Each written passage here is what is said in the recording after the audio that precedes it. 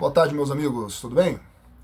Hoje eu gostaria de falar um assunto que também é palco para muita discussão, que é aqueles de que se houve ou não feudalismo no Brasil. Será que houve mesmo feudalismo no Brasil?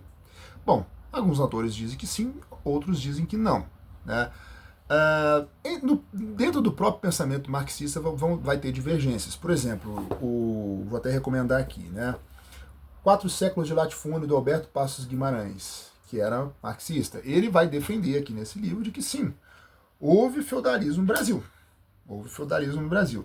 E outros, como Caio Prado Júnior, né, que também é marxista, que é a questão agrária, ele vai defender a tese contrária, de que não houve marxismo, não houve feudalismo no Brasil. Outros autores, já não marxistas, mas conservadores, como Oliveira Viana, que escreveu Instituições Políticas Brasileiras, Populações Meridionais do Brasil, também vai defender de que sim, houve feudalismo no Brasil. Qual que é a minha opinião pessoal, né, de quem estuda um pouco o assunto? Eu acredito que eu tento encontrar um meio termo. Eu pessoalmente acredito que, pelo que eu já estudei, de que sim, houve relações feudais de produção no Brasil. Mas, aí uma coisa completamente diferente, não existiu um modo de produção feudal no Brasil. Então é essa a diferença que a gente tem que fazer. E o que a gente pode entender por isso tudo? Bom, antes disso a gente tem que entender qual a diferença entre modo de produção e formação social. A formação social diz respeito a uma realidade concreta, ao passo que o modo de produção diz respeito a uma ideia mais abstrata. Por exemplo, quando Marx escreve o Capital, né, ali no Capital ele não está analisando uma sociedade concreta, ou seja, um país, uma nação, ele não está analisando, né, uma formação social, que a gente já vai falar o que é. Ele está estudando uma realidade abstrata, ou seja, ele está vendo no mecanismo das relações sociais de produção, no mecanismo das relações de produção, como seria essa economia no seu aspecto mais puro possível. Correto? É uma ideia abstrata. Então, portanto, ali ele está analisando, ou seja, como é que seria um capitalismo puro, como ele de fato funciona. Então ele está analisando, não é uma sociedade real, né? Na verdade, esse capitalismo puro que ele está imaginando, ele é muito parecido, aí já analisando uma sociedade concreta, muito parecido com a formação social da Inglaterra do século XVIII e XIX. Por quê? Porque ela seria, a Inglaterra daquele tempo, seria que mais ou menos chegou perto daquilo que seria um capitalismo puro. Né? Só que outras sociedades que também, outras formações sociais que a gente também pode designar que tem um modo de produção capitalista, às vezes não estavam tão próximas desse ideal puro que está elucidado no Capital. Então o Capital está analisando uma realidade abstrata. Então, o que seria o modo de produção? Ele está analisando apenas as relações econômicas capitalistas. Só que numa formação social, ou seja, numa sociedade concreta, não existe apenas relações capitalistas de produção. Não existem só isso, né? O que a gente pode designar, por que a gente chama uma sociedade capitalista, é quando as relações de produção capitalistas exercem a função dominante naquela sociedade.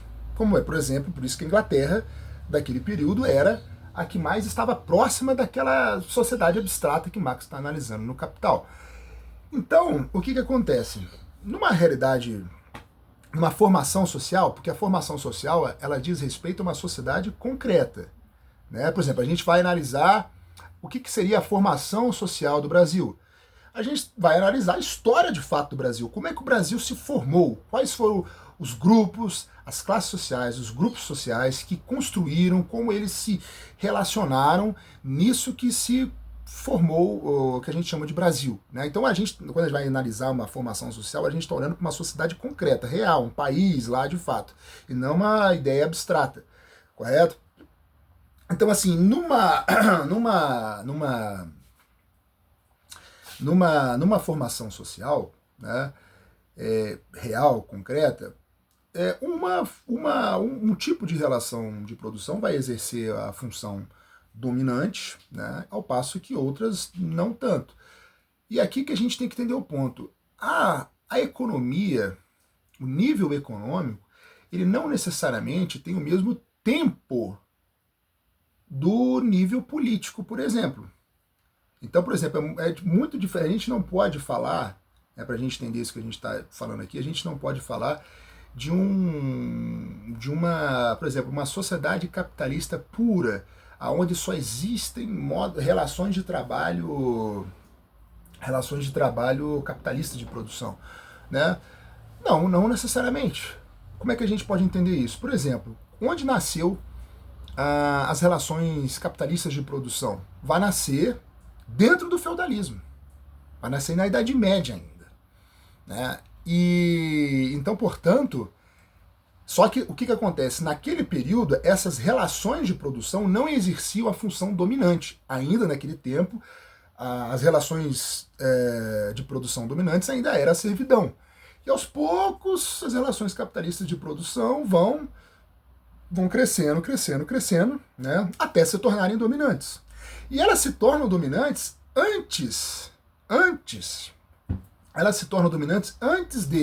do tempo do nível da estrutura política feudal cair. Então, durante muito tempo, o nível, aquilo que a gente pode chamar de superestrutura, o nível político da sociedade ainda se continuou feudal, mas a estrutura econômica da sociedade já era capitalista. Entendeu?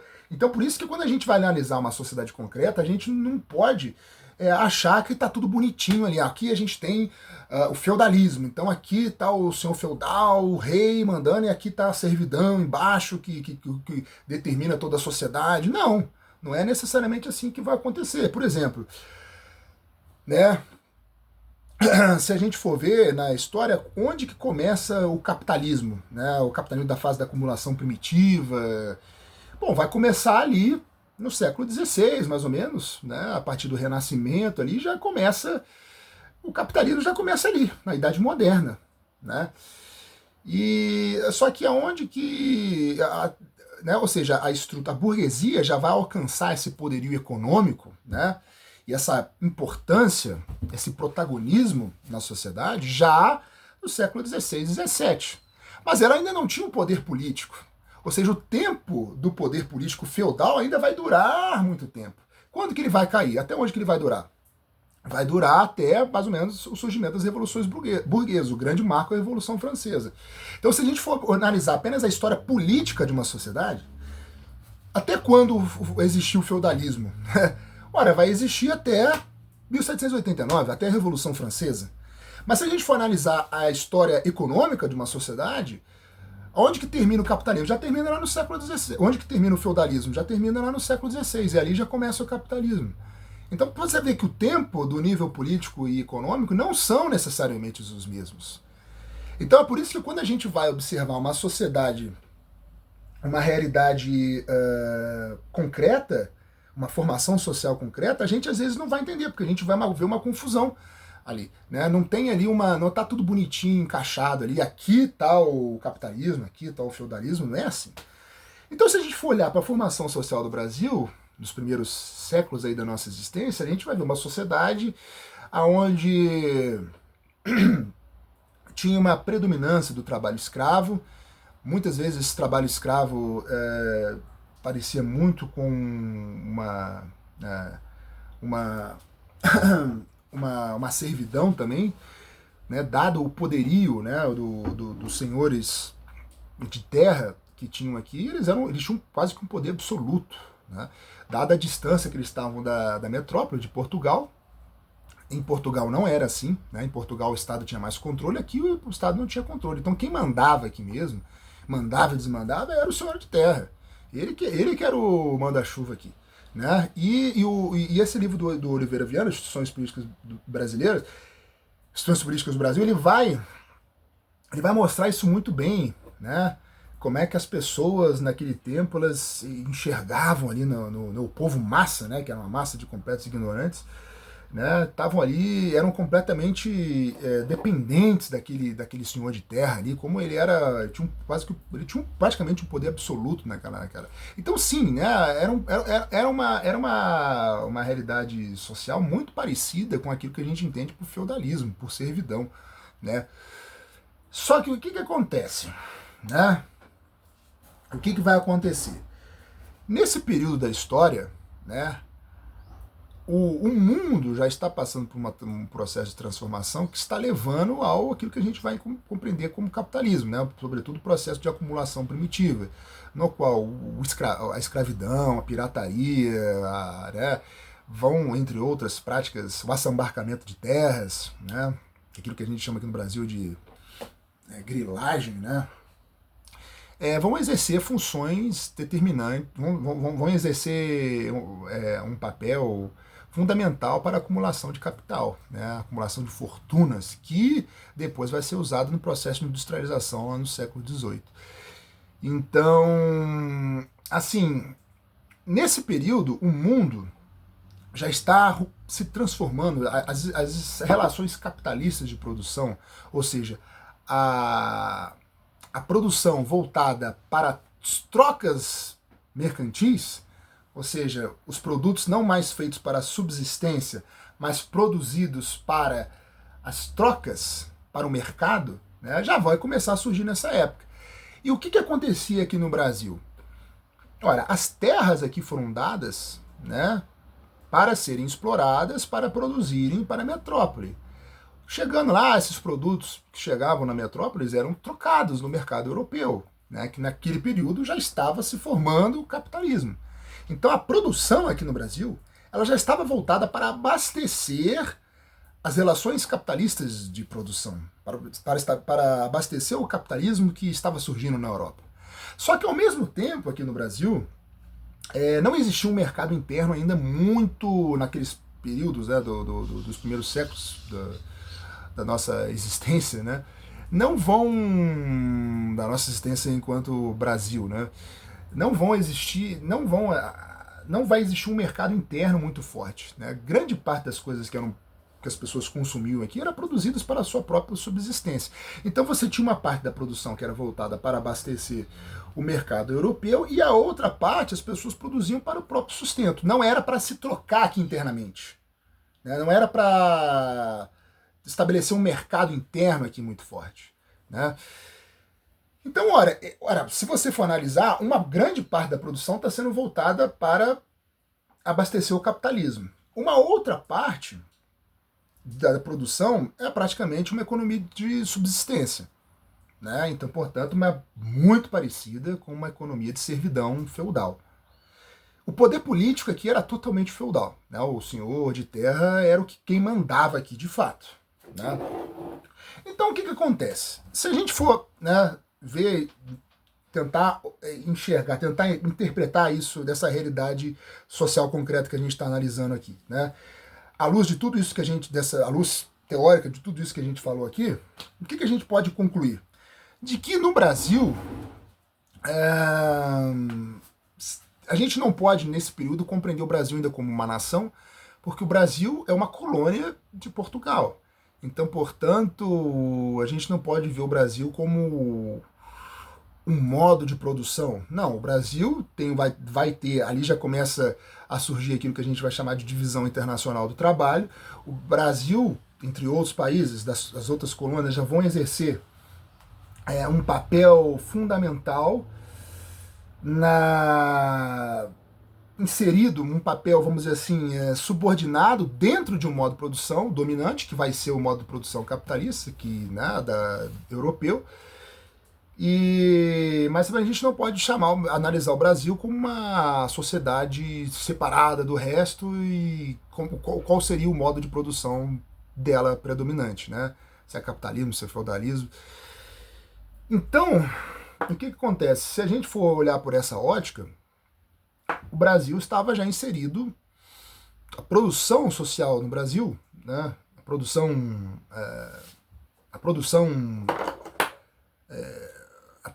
né, aqui do Brasil, ela já estava voltada para abastecer o capitalismo. Então, portanto, o Brasil já está inserido, né, se a gente for ver dessa divisão social do trabalho, dessa divisão internacional do trabalho, o Brasil já está inserido dentro de um modo de produção capitalista de produção, correto?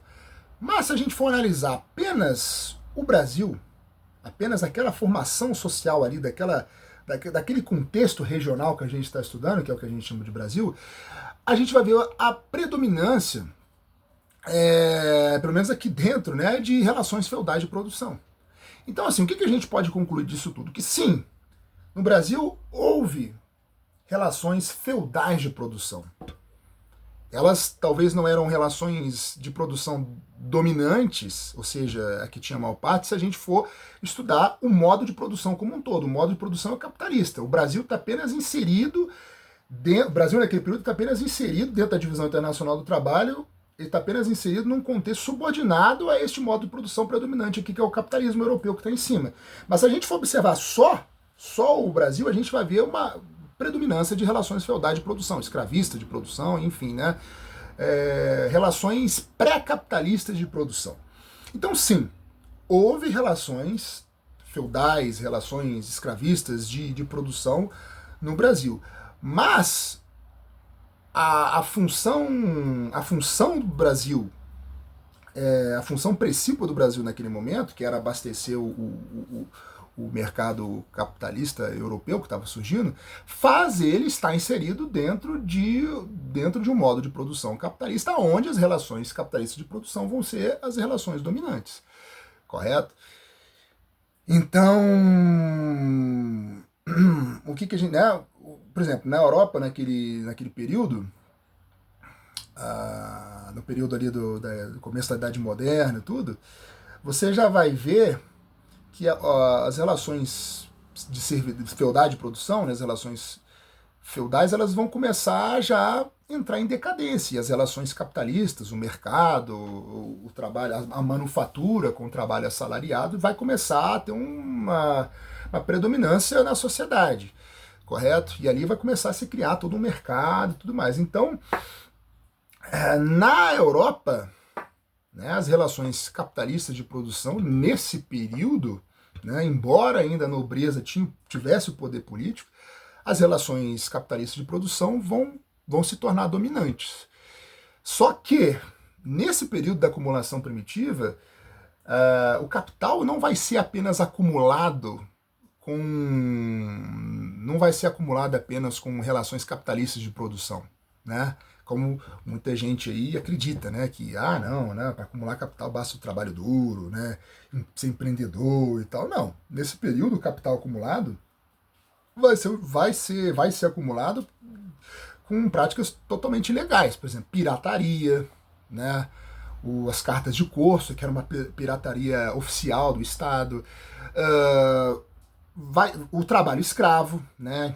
Em colônias vai ser utilizado para o tráfico de escravos também vai ser utilizado para acumulação de capital, assabarcamento de terras, né, como no caso ocorreu na Inglaterra, que expulsou todos os camponeses do campo, e esse criou aquelas vastas extensões de terra cuja produção está voltada para abastecer um mercado e não mais o consumo interno de uma população local, de uma comuna, né? Então ali você já vai ver o que a gente está entendendo aqui. Nesse período, né, que começa a se formar aquilo que a gente chama de modo de produção capitalista, as relações capitalistas de produção, elas vão sim começar a se tornar dominantes naquilo que a gente pode chamar do centro do capitalismo, mas na periferia do capitalismo, né, como no Brasil e tal, essas relações ainda não eram dominantes, né, mas elas estavam subordinadas a abastecer o capitalismo em sua formação. Então,